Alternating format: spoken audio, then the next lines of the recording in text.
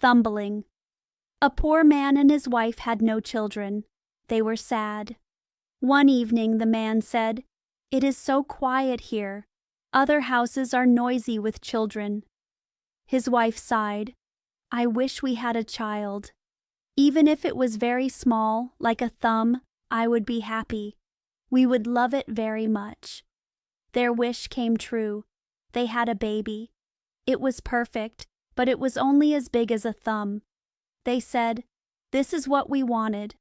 It will be our dear child." They called him Thumbling. Thumbling did not grow bigger, but he was smart and quick. He did everything well. One day, the man was going to the forest to cut wood. He said, "I wish someone could bring the cart for me." Thumbling said, "Father, I will bring the cart. I will be there on time." The man smiled. "You are too small to lead the horse."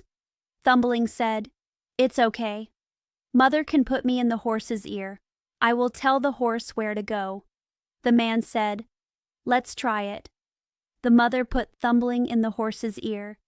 Thumbling said, "Gee up, gee up." The horse went to the forest just like a big driver was there. Two men saw the cart. One said, "Look, a cart is coming, and someone is telling the horse what to do, but I see no one." The other man said, "That's strange. Let's follow the cart." The cart went to the forest where Thumbling's father was cutting wood. Thumbling saw his father and said, "Father, I am here with the cart. Take me down." The father took Thumbling from the horse's ear. Thumbling sat on some straw. The two men were very surprised. One man said to the other, "This little boy can make us rich. We can show him in a big town. Let's buy him." They asked the father, "Sell us the little man. We will be kind to him." The father said, "No, he is very special to me. I will not sell him for any money." Thumbling heard this. He climbed on his father's coat to his shoulder. He whispered in his ear, "Father, let them buy me. I will come back soon." So the father sold Thumbling for a lot of money. The men asked Thumbling, "Where do you want to sit?" He said, "Put me on the top of your hat. I can walk around and see the country and I won't fall." They did this. Thumbling said goodbye to his father and they left. They walked until it was dark. Thumbling said, "Take me down. I want to get off." The man took off his hat and put Thumbling on the ground. Thumbling ran and found a mouse hole. He quickly went inside. "Good night, sirs. Go home without me," he called out. The men tried to get him with sticks, but they could not. It was dark, so they went home, angry and with no money. Thumbling came out of the mouse hole. He said, "It is dangerous to walk in the dark." He found an empty snail shell. "Thank goodness! I can sleep here safely," he said and went inside. Soon he heard two men. One said, "How can we get the rich priest's silver and gold?" Thumbling said, "I can tell you." One thief was scared. "Who is speaking?" he said. They stood still. Thumbling spoke again. "Take me with you, and I will help you." "Where are you?" they asked. "Look on the ground. My voice is coming from here," he said. The thieves found him and picked him up. "Little boy, how can you help us?" they asked. "A lot," he said. "I can go into the priest's room through the window bars. I will give you what you want." "Come then," they said. "Let's see." When they got to the priest's house, Thumbling went into the room. Then he shouted loudly, "Do you want everything in here?" The thieves were scared. "Speak quietly. Don't wake anyone," they said. But Thumbling acted like he did not hear. He shouted again, "What do you want? Do you want everything in here?" The cook was sleeping nearby. She heard the noise and sat up to listen. The thieves ran away, scared. But then they thought, "The little boy is making fun of us." They came back and whispered to him, "Be serious. Give us something. Thumbling shouted again as loud as he could, "I will give you everything! Just put your hands in!" The cook heard this clearly. She jumped out of bed and ran to the door. The thieves ran away very fast. The cook saw nothing, so she lit a light. When she came back, Thumbling hid in the hay. The cook looked everywhere, found nothing, and went back to bed. She thought she was dreaming. Thumbling found a good place to sleep in the hay. He wanted to sleep until morning and then go home.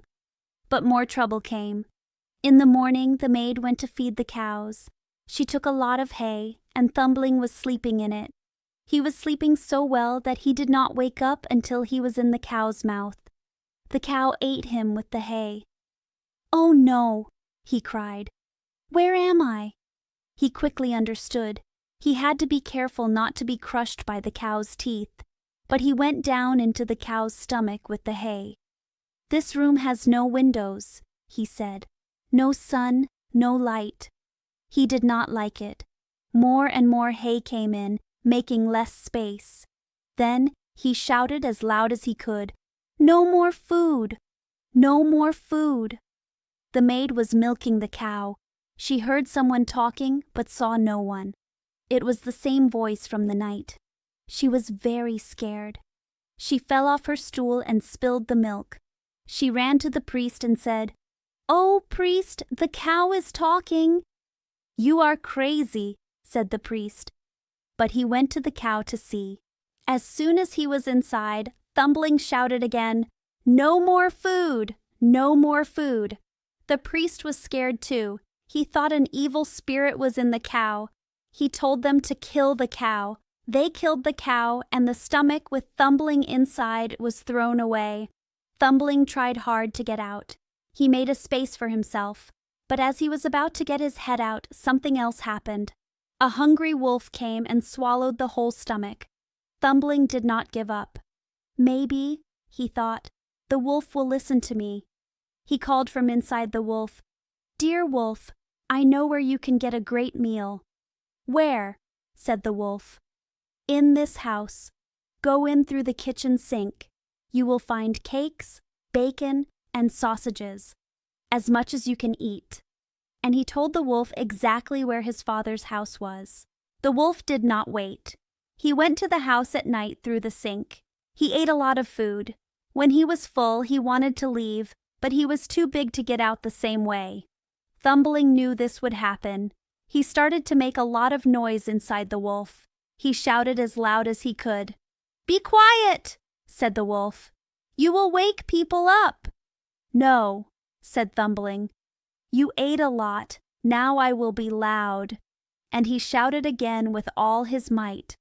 At last, his father and mother woke up. They went to the room and looked inside. When they saw the wolf, they ran away. The father got his axe, and the mother got her scythe. "Wait," said the man when they went into the room. "I will hit him. If he is not dead, you cut him to pieces." Thumbling heard his parents' voices. He shouted, "Dear father, I am here. I am in the wolf's body." The father was very happy. "Thank God, our dear child is back." He told his wife to put down her scythe so Thumbling would not get hurt.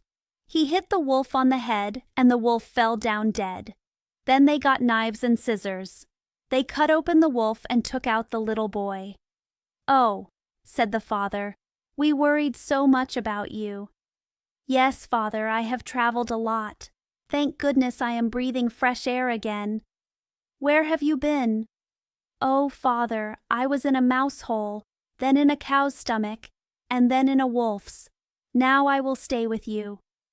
"And we will not sell you again, not for all the money in the world," said his parents. They hugged and kissed their dear Thumbling.